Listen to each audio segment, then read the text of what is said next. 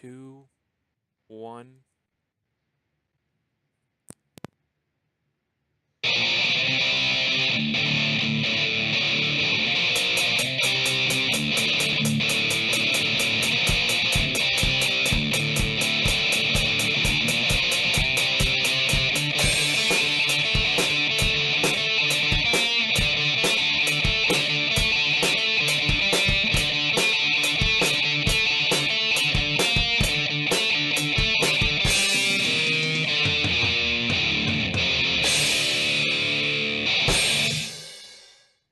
All right, welcome to another installment of the Fragments of Silicon reviews. This week we have 3 games to review. First up is Nine Parchments. Let's see, we did a stream of this a couple of days ago, multiplayer. I think we got through up to the second boss. We beat that, and then we concluded. Mm-hmm. And I think all of us have spent some time with the single player as well. Not much, but a little, yeah. I beat it. That's handy. Yeah. So, if you'll recall, we've been actually talking about Nine Parchments for a while because this was actually supposed to be reviewed late December, but was put on hold due to a very egregious bug in the PC version, which we all have. Plus, I think there were problems with like the Switch version, but I'm less clear on what those were. And I think that those have been fixed as well. Like I know that extensive patches have happened between the release of this game and this point in time. Chief Among is fixing a particularly nasty bug that fucked around with the rendering. So when you launch the game, it was launching in a super high resolution that caused the game to crash. And you know, every time I opened up the game, I had to reboot my computer.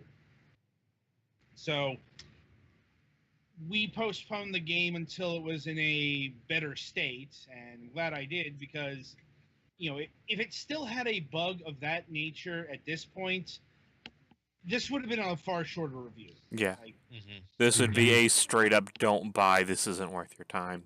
The devs well, it's more don't buy it on the PC. Yeah. Remember, this game is available on all the major consoles. You know, it's just since we were using the PC version, not all of us were going to have an idea of how the game played and all that because, you know, literally could not play it. You know, but I'm pleased to report that the bug has been fixed. You know, everyone was able to play it, and indeed everyone was there for the multiplayer session. Now, if you're unfamiliar with Nine Parchments, this is a action RPG kind of game. I hesitate to use the word RPG because it's got RPG elements, but I really wouldn't call this an RPG. It's something like Gauntlet Dark Legacy. Yeah, it almost reminds me of like an arcade beat 'em up type thing, except for like 3D. Yeah. You know, it's like, you know, you definitely build up your character and you've got stats and all that, but it doesn't feel like true RPG mechanics. And yes, there is a difference between true RPG mechanics and RPG elements. You know, RPG elements, you know, you will see growth in things like you have more spell power. You can do more damage. You can hold more bullets. That kind of thing. True RPG mechanics is you are better at shooting with weapons. You're more proficient with magic. That kind of deal. Yeah, like one of the spell you use more often would do more damage. Right. That kind of deal. And that is not this game. That is not a bad thing because this is going for, you know, very fast and frantic arcade action. Yeah. And in hardcore, it's basically a roguelike. Yeah. And as noted, yeah, another game that comes really close to is the Magica series. Terrifyingly close to. Yeah. Yeah. It's like, but I don't think Frozen Bytes ever worked on a Magica game. Also worth noting, this is actually a spin-off of their long-running Trine series. Yes. In fact, the wizard from Trine is one of the unlockable characters, if I'm recalling correctly. Yeah, Amadeus or something like that. Yeah, Amadeus is his name. And for those who don't know, like Trine is a series of puzzle platformers. Emphasis on the puzzle. In fact, that's kind of the entire conceit. Yeah, I mean there is combat, but mostly it's oh no, we need to summon boxes and or jump on things and or climb things. Now I bring this up because not only does this game, Nine Parchments, share a universal connection and a character connection, but it also shares an aesthetical connection. Because if you've ever seen one of the Trine games, this game looks like a Trine game, only in third person. You know, this has always been a good and bad thing, because Frozen Byte has created some of the most beautiful worlds in terms of like graphical fidelity. But I'll be honest, I've always found their games to be a bit too busy in terms of like actual things on screen and such. I had an issue with that in Trine. Had an issue with here, although here I think it's less the world and it's more the number of objects on screen. Like it's more a occupational hazard of the genre. Yeah, it gets pretty chaotic at times, especially multiplayer. And you've got and in this game, like one of the major attack things is beams, which go until they hit the edge of the screen. So if you got 3 of those going, and it's not just the player characters, enemies have beams too. And you can beam struggle both with your allies and with the enemies. Yeah, it's less beam struggle and more like whenever 2 beams cross, they go off at a whatever the vector is that you get if you hit another beam at an angle, it'll go off at an angle from both of those. And I guess I would say it doesn't matter, and it doesn't matter whether or not you are hitting enemies or allies with either your combined beam or the individual beams, because this is a game with lots of friendly fire. There might be a mode in which you could turn it off, but if there is, we were unable to find it. There's no turn off friendly fire. You only change what it does, basically. Oh, okay. Yeah, friendly fire is a very major component. Yeah. You gotta remember that from the interview. Yeah, it's like you're probably gonna hit your friends a lot. Like, just because, yeah, it gets busy. You'll probably lose track of who you are, especially since, yeah, there are visual distinctions between the characters, but especially if you're playing in the earlier stages when you don't have many people unlocked, you're probably going to be playing a variant of the same character. Yeah, you start out with, out of the like 8 or 10 characters you can play as, you start out with 2.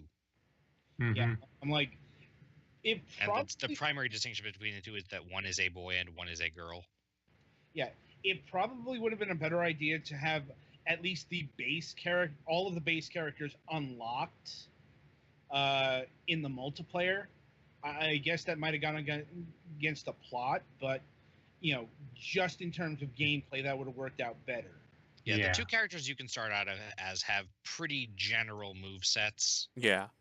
Like, I'm playing as one of the people you start off as. I forget her name, but she's basically the healer. Yeah, the main difference is she has a healing thing. The guy has a area of effect poison thing, which is death elemental. And the boy attacks with fire and ice, which are a little more common than the girl starts with electricity and death attacks. Yes. Like a death beam, not a... And I'm recalling there is an elemental system of 5 elements. 6. 6, there we go. Yeah, fire and ice are good against each other. Electric and steam are good against each other, and death and life are good against each other. Yeah, and you can also use life spells to hurt death enemies. Yep. As is traditional, cure kills zombie. Although it's not usually so much zombie as purple-colored variant of enemy you're already fighting several of. Yeah. Yeah, Because there are only, out of what we ran into for general mobs, there were only like 5 or 6 different kinds of mobs, I think. Mhm. It gets worse later on. And I mean, they come in different color variations, and the different color variations do like the really annoying dive bombing raptor things have different attack patterns depending on their element. The fire ones have a cone breath weapon, and the death ones have a circular thing when they land. But and of course, they can have different elemental shields too, which can be kind of annoying when you run into like a fire enemy with an ice shield. Mhm. Yeah. and there is a difference between like the different projectiles. Like beam weapons aren't very powerful, but they'll last a long time. Yeah. And they can be combined, and you can potentially offset other beams with them. Versus something like, say, the fireball spell, which is a good deal more powerful, but you will run out of those very quickly. And you also have no defense against a beam. Right. And there's also area of effect bombs, yeah, pretty much. Yeah.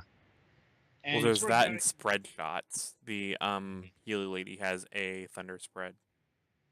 Yeah. The spread shots are short range but very powerful. Yeah, and they burn out their MP really quick. Yeah. And noting the elements isn't just a option. It's like if you attack an ice creature with an ice beam, it will not bounce off, but it'll say immune. Like half of the enemies you're going to be fighting are going to be immune to one or more of the elements, which you start out with 3 spells, and that means you have a maximum of 3 different elements, and some of the more specialized characters when they start out have less. Yeah. Generally 2 of their element and 1 side element spell. So yeah, if you like progress through the game with the characters, you'll have a toolbox that'll let you handle most enemies, but like at the beginning of the game, I hope you have a good assortment of characters, because for example, out of the 2 starting characters, no one has a steam elemental spell, so against electric elemental enemies, you have nothing that's advantageous against them. And the last boss we bought had a 3rd stage because we were playing in multiplayer that had electric versions of the enemies that they were spawning, and they're just a pain because we didn't have anything that was effective against them or extra effective against them, and they just stun you, which is just a pain in the butt. So yeah. Right. Anyway, so the game does scale depending on how many people you have. Like, if you're playing through the single player, it's going to be a lot easier than multiplayer. Not just because you have to deal with friendly fire. No, the bosses, the enemies, they all scale up. Yeah, they have more health mostly. Which makes sense because, you do ostensibly have more people there who could theoretically take down these things quicker. I say theoretically because, in actual playing, that didn't really align well. Yeah. Yeah. This is if everyone knows what they're doing and your characters are at a reasonable level, then it works better. I'm like also something coordination. Yeah, it's like I was about ready to say. Plus, in multiplayer, you do have the advantage of theoretically being able to revive people who die. I mean, we're an actual team, and we couldn't do that. I tried. We tried, I guess. No, we tried, but that never really congealed. That's why I say it's possible, but getting on the same page is a lot more difficult than you might think. I imagine it would be easier if we were all in the same room. Maybe a little. Perhaps. And we were also having lag issues because of being on the net. Well, it's not just being on the net. Because this game is so graphically intensive, it's going to hitch. It's like... Oh, yeah, 'cause this game does throw a lot of enemies at you at once sometimes. And a lot of particle effects. Yeah. It's like this game, at least on the PC, is going to run you some power. Mm-hmm. Now, Mm-hmm. I had to turn it down for the purposes of recording the graphical fidelity. yep, Yeah, I put it on low as soon as I could access the graphical options. yeah, because it's a very pretty game. It's just it comes at the expense of performance, which is another Frozen Byte standard. Like I said, that is something I've encountered in the trying games. Let's see, music. It's there. Music. Yeah, it's pretty nice. It's not like Yeah. something I found myself humming later, but it Yeah, was I pleasant, wouldn't well go out of done. my way to look for the soundtrack for this. Yeah, I'd say it falls into the realm of stereotypical high medieval fantasy music. Yeah. Which is funny because the setting for this seems to be slightly more modern than high medieval fantasy. Not True. a lot, but a little. Well, the Trine universe is a bit different, but it's not that far away from ye old medieval times. Yeah, I mean, you do have knights and stuff still, but Yeah. And yeah, I think that's about it on sound. Let's see. Is there anything else major that we need to cover with this one? There is price still. Mm-hmm. Oh, we need to talk about the staves, don't we? Is the The customization. Yeah. Yeah. in addition to unlocking new spells as you level up, you also get random drops of new staves, which change your combat performance because you also do have a melee attack, and I think they also alter, like, they can make your mana recharge a little faster or whatever. Like, for Mhm. example, Yeah. the staff I'm using returns 6% of the damage I deal to me as health, and also when I use the evasion blink spell, I have a 10% chance to do a critical for 5 seconds after it. And the blink is, again, if you're good at the game, important because that's how you dodge. And yeah, also hats, which I think are cosmetic. They might They're do a purely little- cosmetic. Yep. So yeah, there's a lot of, and also you can unlock different color variations of each character. So I'm not sure if they're mechanically different at all. They are. You they start are? with different spells, and Mm-hmm. they've got their own specialties as well. Yeah, there's always the fourth version of every character is golden colored and has angel wings. Yeah, there is also a skill tree, but it's not a very advanced one. Like, in fact, it's about as basic as you can get. I think at any given level you have like two or three options, and then once you've spent 5 points in a level, you can start unlocking something from the next level, or you can do more from the level you're on. Yeah. Let's see. So pricing. 9 Parchments is going to come in at $19.99 regular price. Since this game's been out for a few weeks, there's no just released discounts or anything. Not sure if it went on sale during the winter Steam sale, but usually it's a good idea for these games not to do that. Mm-hmm. Anyway, I think that's fairly fair if you are fairly confident you'll enjoy it. Yeah. Also worth noting, this does come in a bundle, the Triniverse bundle, for $50. You can get 9 Parchments and the 3 Trine games, which is probably the best value there. If you add everything up, because it says that that's 35% off. Yeah, because Trine 3 is like $22, Trine 2 is $20, and Trine is $15. Yeah, it's like, well, so yeah, the lowest price here is $15. So, yeah, and according to Steam, you will be saving $26.95, which is actually quite a lot. And the Trine games are also really good. At least the first 2 were. Trine 3, I heard much more mixed things, because that's the one where they went to 3D. Like, right, because the first 2 are 2D puzzle platformers. I have that, but I haven't had time to play it yet. But you know, going into the third dimension is always a dicey proposition because Ask the platformers of the mid '90s about that. yeah, and if just what I garner from the reviews, it hit Trine 3 pretty hard. So hard. It's why they went to this quasi-related spin-off, if I'm recalling correctly. One thing to mention real quick on the footage is hit one of the boss and got one of the main things about this game. You get a choice of 3 spells that follows you through this playthrough.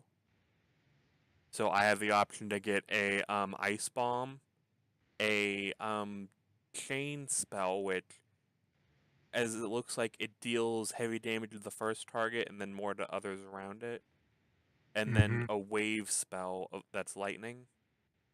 Mm-hmm. Yeah, and we didn't really say the premise of the game is that you are a bad magic student. That's kind of And where you the are- friendly fire comes into play, because you don't really know how to control your magic.